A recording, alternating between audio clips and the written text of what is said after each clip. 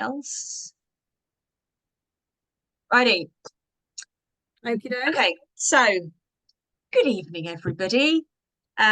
Welcome to our 10-2 webinar. For those of you who don't know, 10-2, we are part-time and flexible working specialists. Hopefully there's a lot of you out there who we've spoken to already. Those we haven't spoken to before, please do get in touch. This is going to be claps. I'm getting claps already. Like this. We've got a good audience. My name's Jo. I'm one of the directors here with 10-2. I've been with the business for about 8 or 9 years now. And my colleague Tracy is going to be taking you through the content for this evening. She is a fellow director with the organisation, has been with the business for about as long as I have. We see a lot of CVs, so we're hoping that the information that we can share with you this evening is going to be relevant. It's quite a meaty topic, as I'm sure lots of you feel. It's one of those daunting areas. People don't like writing CVs. They don't necessarily know where to start, and there's a lot of conflicting information out there. So hopefully we can cut through some of that for you this evening, give you some real practical tips as to how to get a winning CV put together. We will be sending out a recording of this evening, so please do make notes if that is how you absorb information, but don't feel like you have to. We'll also be sending out our 10-2 template and guide. I make a funny face when I say template because we don't really like templates. We like CVs to be as personal as possible, but for those of you who would like something to really follow, we do lay it out in a template for you. I'm talking too much already. So some housekeeping. We've got about 25 or 30 minutes worth of content to get through, which Tracy is going to rip through at lightning speed. We'll then have time for some Q&As at the end. Someone's already found the Q&A box. Well done. There is a Q&A box. Please do feel free to pop your questions into the Q&A box. I will be manning that while Tracy is speaking. So you might get a little response from me. Otherwise, we'll be holding things off for the Q&A session. If we don't get round to answering your question in the Q&A session, we will do everything that we can to come back to it in a Q&A document that will be sent out to you tomorrow. Or if it's something particularly personal or particularly complex, then we might try and contact you directly. If you're down as anonymous or unnamed, then we won't be able to do that. So if it's something quite personal, then maybe you follow up with us in the coming days. Always do feel free to get in touch with us directly. We're always really, really pleased to help. And we will put our contact details on the last slide. So look out for that last slide. It's got our email addresses, Jo and I. And the lovely Ruth, who's been sending you all your invites and things, loves your emails too. So you can always just reply to her. Someone's just asked though, if we're sending this recording out. So I just want to say, yes, we will send this recording out. I know you've said that, but just to repeat, we will send it out afterwards. We will be sending it out. So without further ado, I'm going to hand over to Tracy, who's going to take you through the meat of today's presentation. Thank you, Tracy. That's all right. Thanks very much, Jo. I am just going to share my screen, if you bear with me. Hopefully you can now see that first CV. Can you see creating a winning CV, Jo? Can indeed. Yep. Perfect. Right. More thumbs up. You.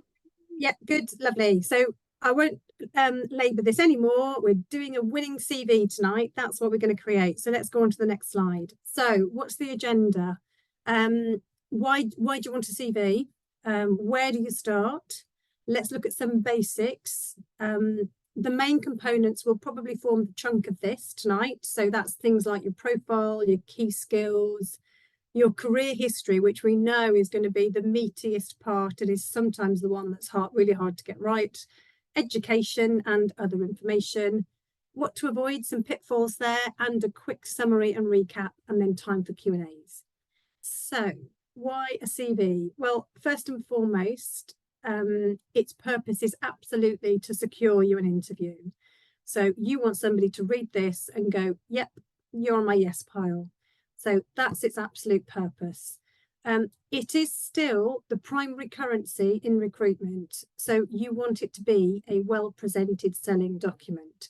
Now, there is talk of some interview processes. You may be asked to provide a quick video short or something, or there's talk of LinkedIn being a good option. They're not alternatives to CVs. I think 100% of our clients ask for a CV. So the other stuff might be add-ons and backups and additional, but it's still the most important currency when going for a job.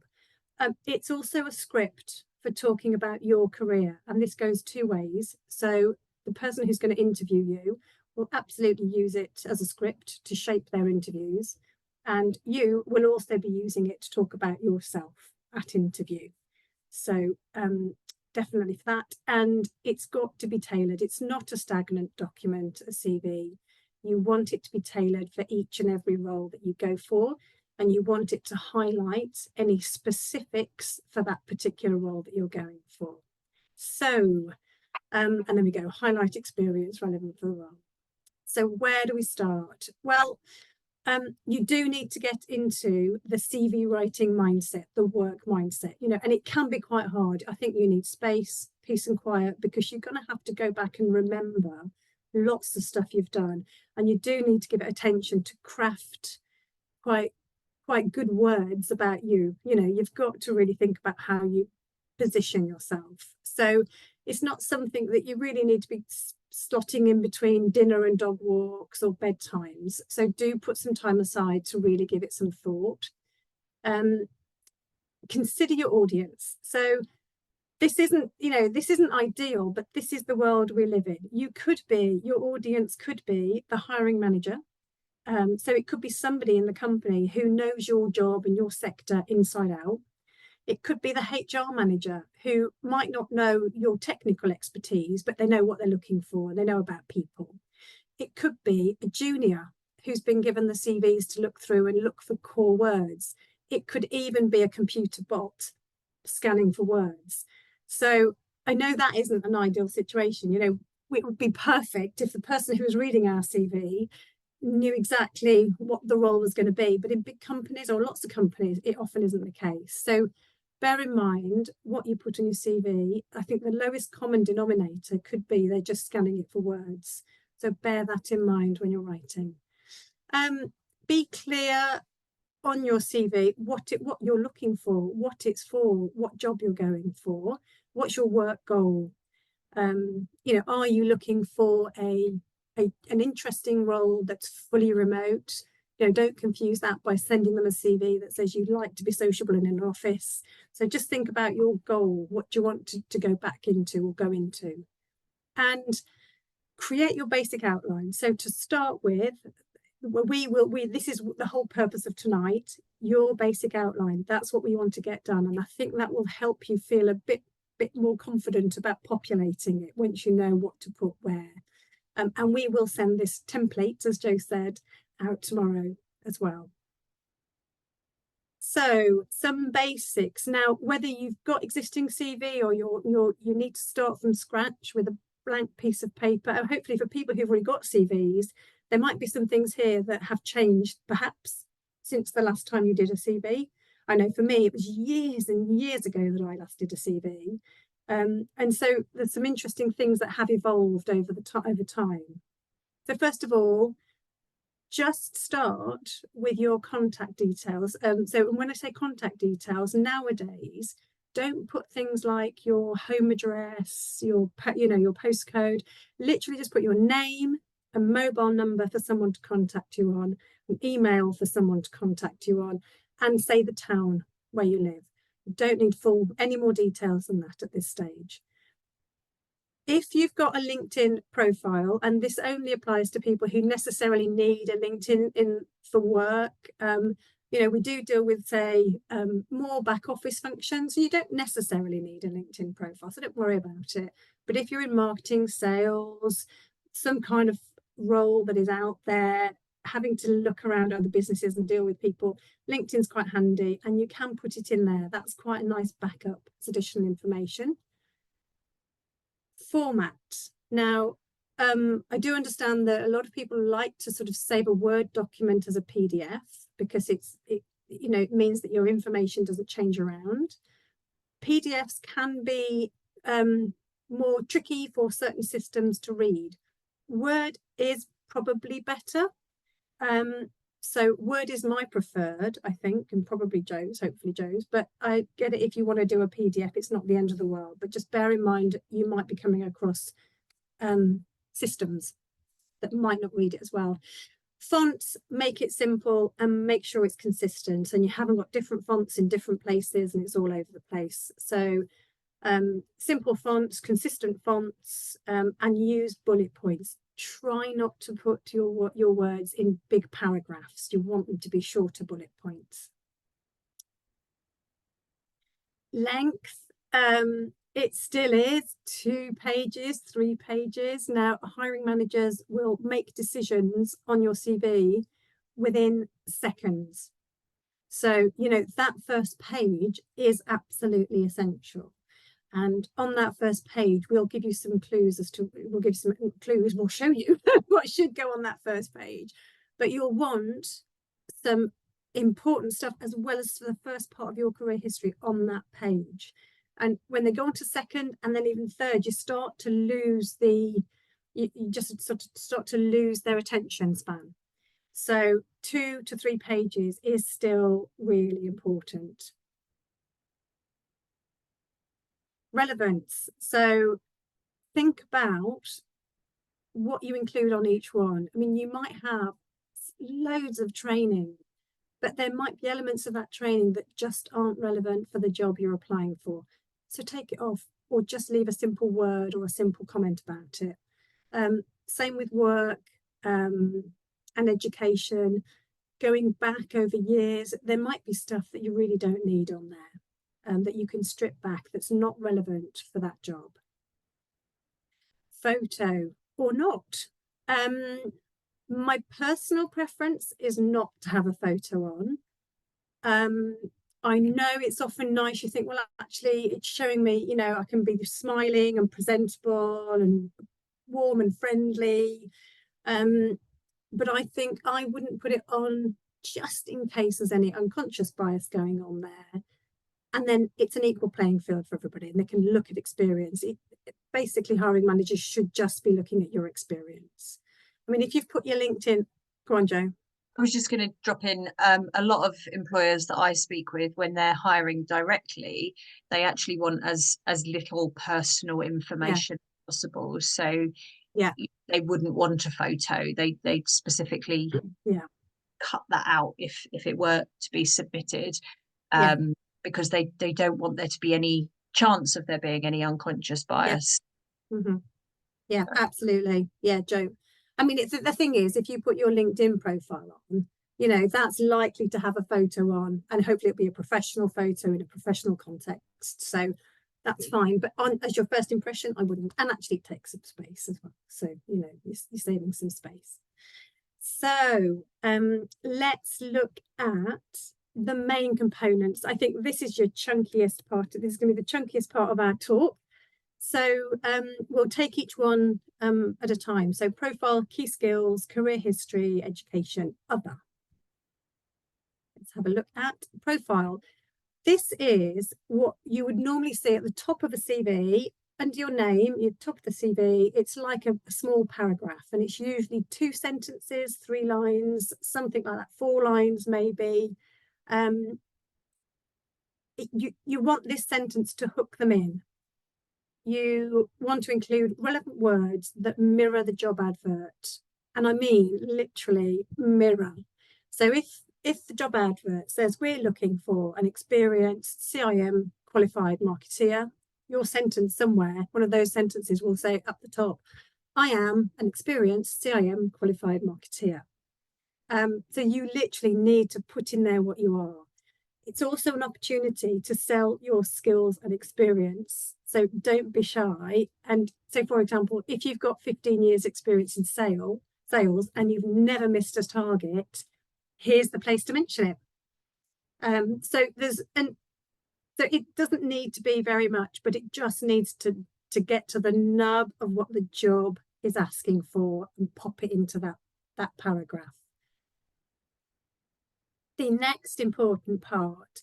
Now, this part, along with the pen profile, are parts that you can easily tweak every time you go for a different job. And they can be small tweaks, but they could make a big impact.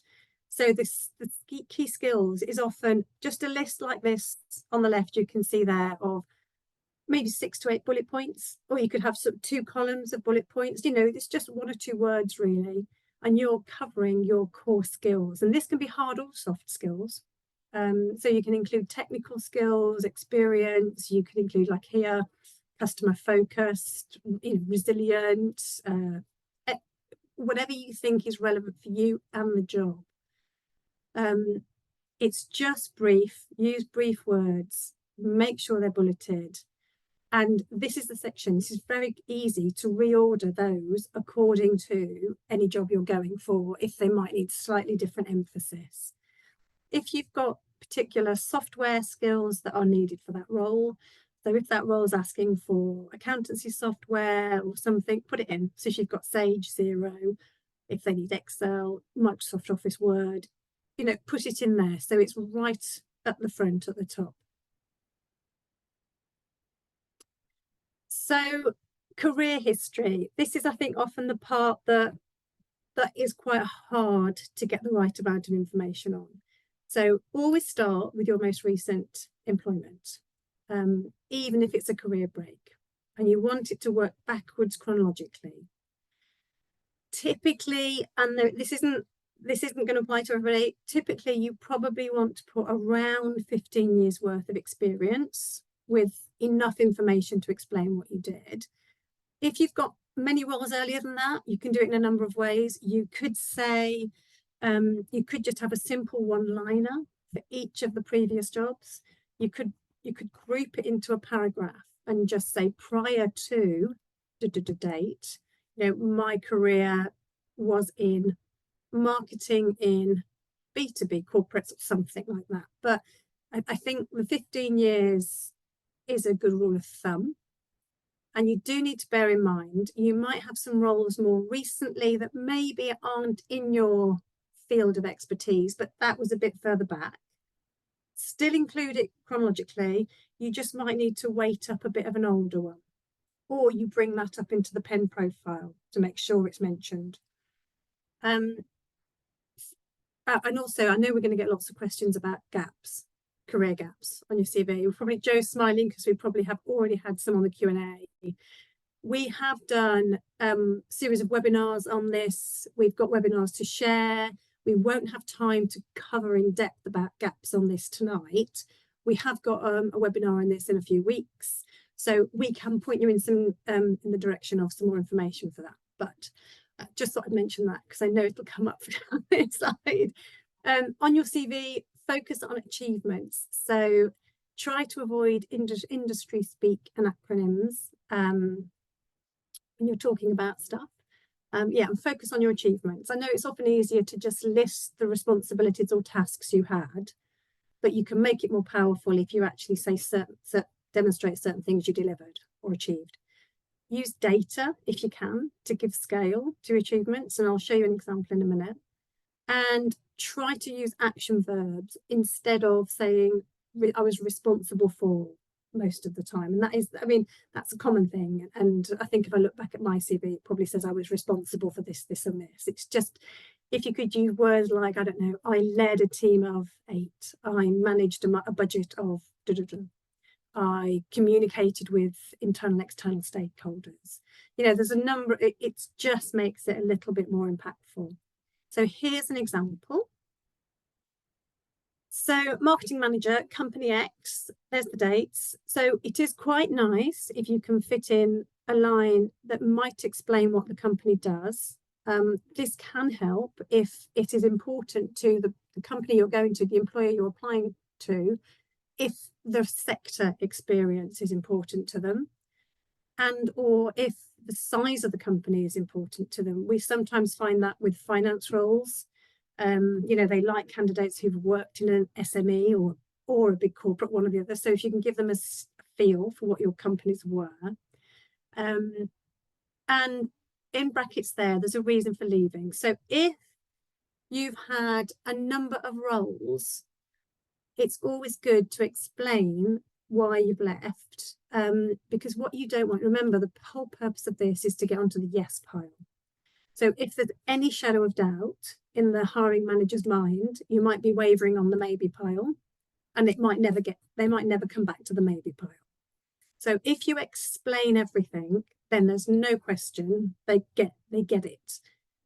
The reasons for leaving, I mean, we see nowadays lots of reasons for leaving. People have gaps on their CVs. It is so much more common, and moving around, and particularly since the pandemic as well. So, you know, you might have different jobs because you relocated or the company relocated, maternity, caring for someone in the family, caring for an elderly relative, pandemic, redundancy. I mean, there are so many reasons, and it's unfortunate it can happen to people, one job after another for a period of time. But if you're clear and explain it, you know, I think good hiring managers should go, actually, it's life. This is what happens, you know, they're not just getting bored after under a year and moving on. So if you need to put a reason for leaving. And I think they've got as well, just for example, bullet points of this person. So they designed and implemented, and they gave a number there. So they've increased sales of masks by X%, you know, redesigned a website and increased traffic, reviewed, managed. So just quite a nice way of putting it. So after your career chunk, we then usually see education, training, and that could be interests and things like that. So always start with your highest level of education. And, you know, if you're sort of 15, 20 years into your career now, I personally, I think there's no point adding your GCSEs or O levels unless the client is absolutely saying you've got to have something of maths and English. And even then, you know, I can sometimes question a client about that, because if somebody's got 20 or 25 years evidence of working at a very good level, then some of those aren't as relevant. So highest level of education, include relevant training. And again, we talked about this earlier. So, you know, we could all probably list on pages all the different training courses we may have undertaken over the time, over our career. So just include what's relevant for this particular sector, your job, the role you're going for. Include letters after your name. So if particularly things like finance, maybe marketing, things like ACCA, ACA, AAT, you know, they're all good letters.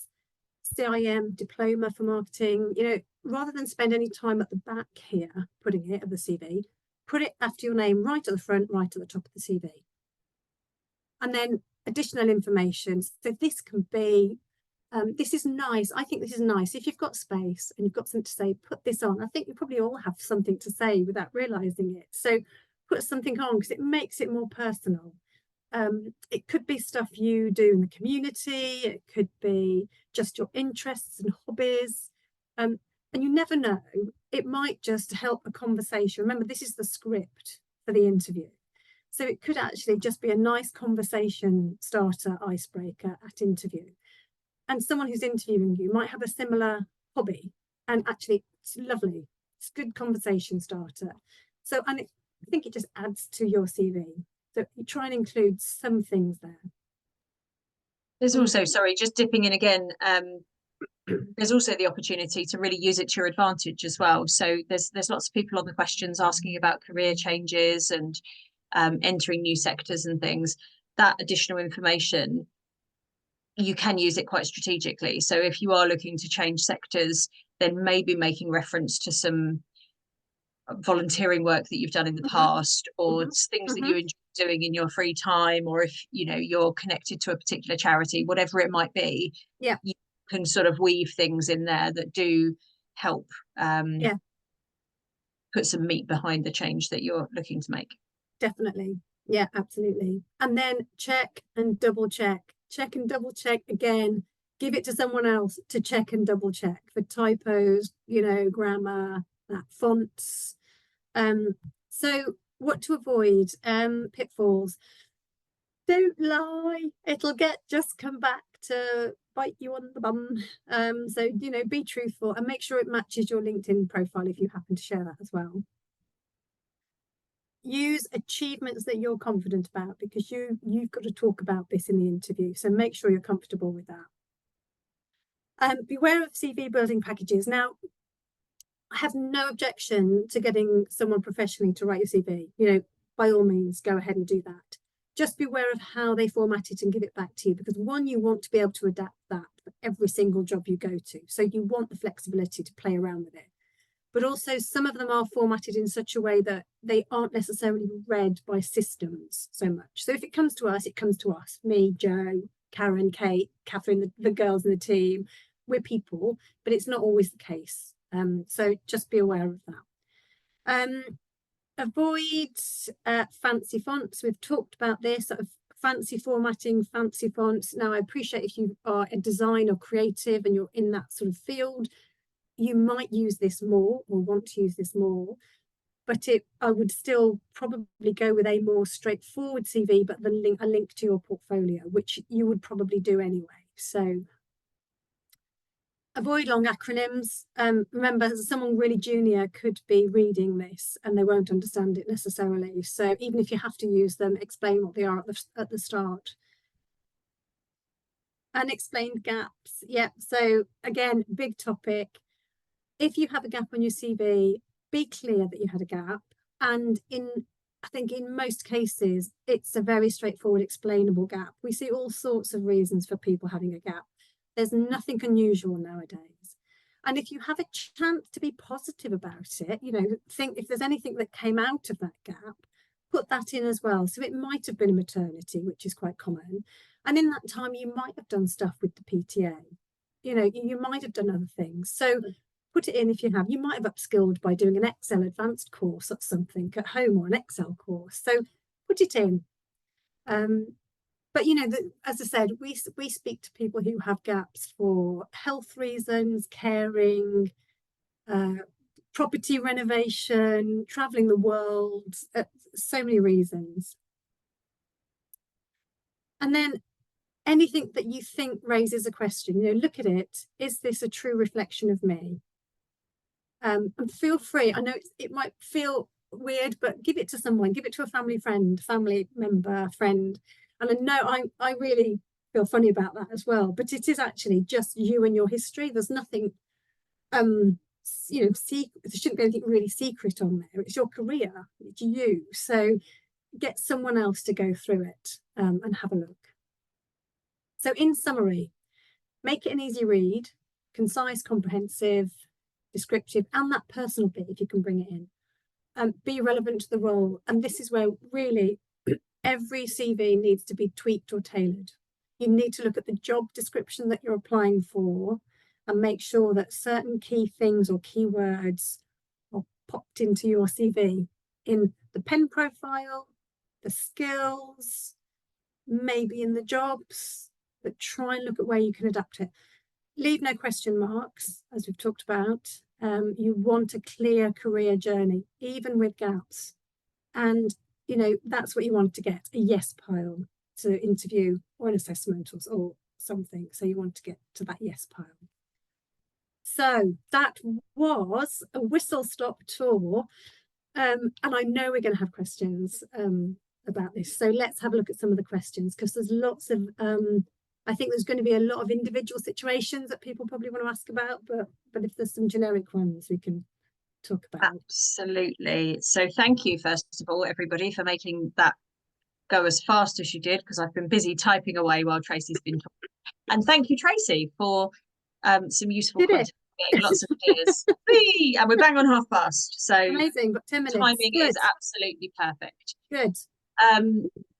Yes, we've had a lot of questions. I'm going to kind of group into subjects rather than going into the specifics, because some people's situations are quite personal. Yeah. But as I said before, if you do have a personal situation that you want some specific guidance on, then please do feel free to get in touch with us directly and we can do what we can. Anyone at 10-2 will be able to help. It doesn't have to be Tracy or I. We're all quite knowledgeable on these things. So one of the questions that I've been getting, which seems to be a bit of a theme at the moment, is people who've had quite traditional kind of stable looking careers and then made a change for one reason or another and gone into contract work or freelancing, So they're interested to know how to position that on their CV, that shift, if you like. What Yeah. are your thoughts on that? Well, I think I think if you've had that long, stable career and then you make a shift, there's positives there. The fact that you've got that foundation, that's really good. There'll be a solid foundation there.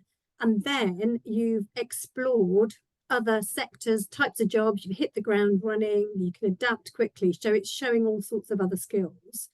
So that's a positive. Now, you might want to just change, explain why you moved from that career into freelancing. And often that can be a lifestyle choice. It could be a lifestyle choice around families. It could just be that you felt you wanted to expand your horizons a bit and it gave you a good opportunity.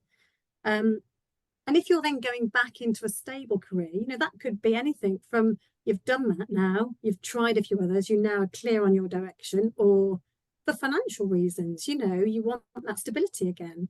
So, so those are all sort of different reasons as to why. You need to be clear to explain that somewhere.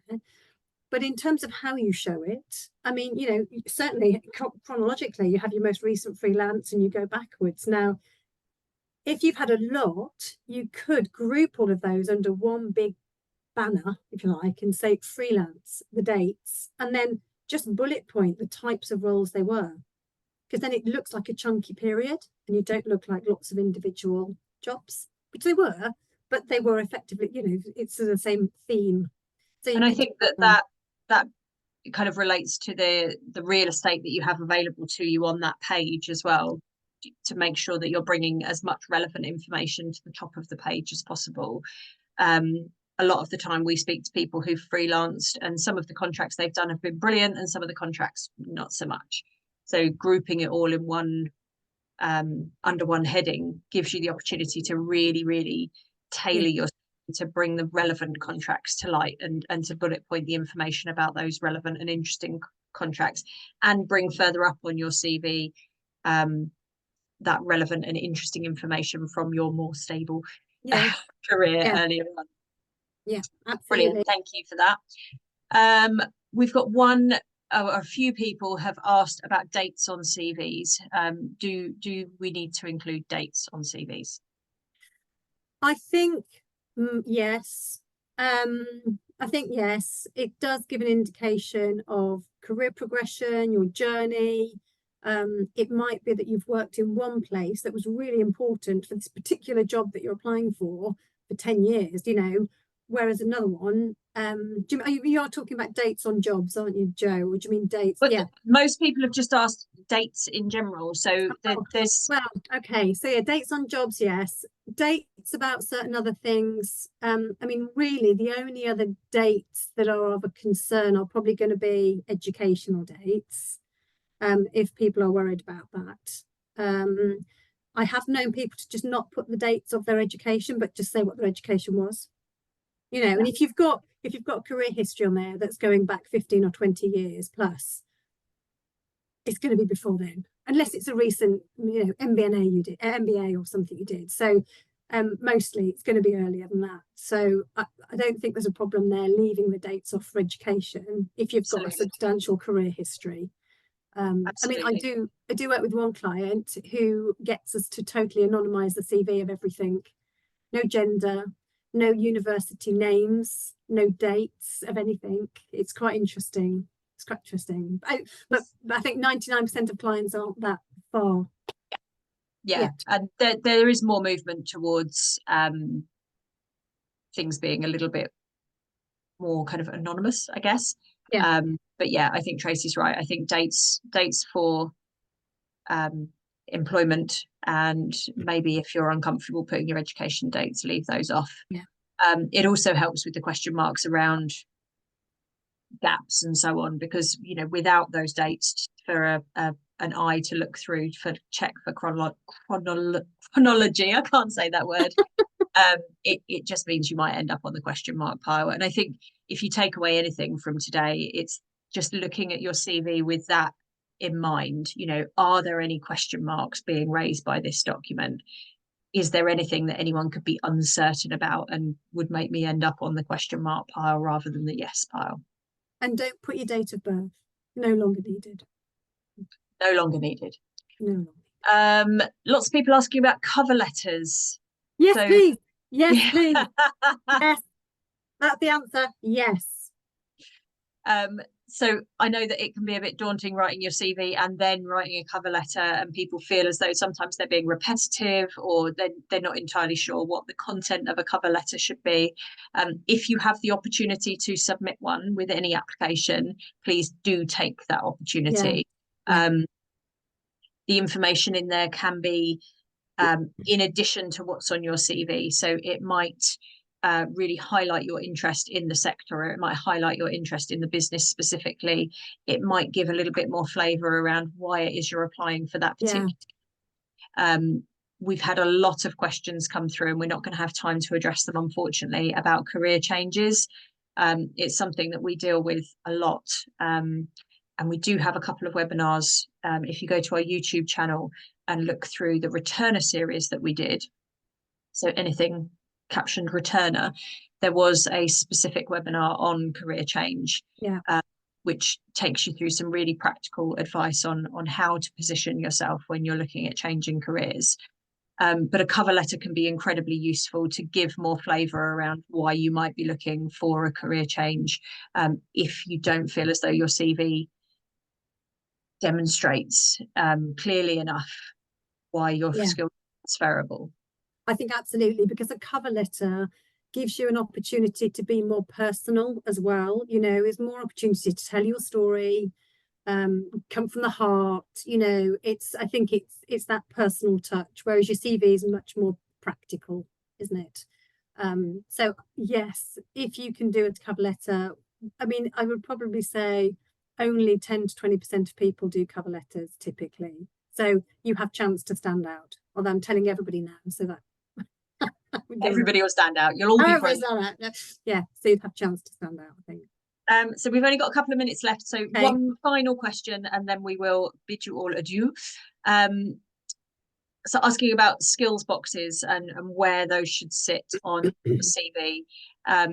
So a couple of people saying that they've put them further down on the CV before, not put them on the CV at all, and it's quite new to them, the idea of having a skills box.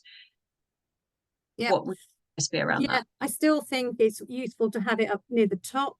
It doesn't even need to be a box. It can just be, say, 5 bullets on the left, 5 bullets on the right, if you can work out how to do the 2 columns like that.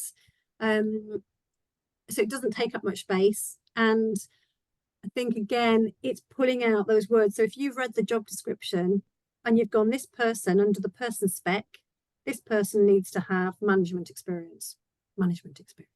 This person needs to have Sage, MS Office, you know. So literally, as long as you have got it and you're not fibbing, of course, you know, you need to have it.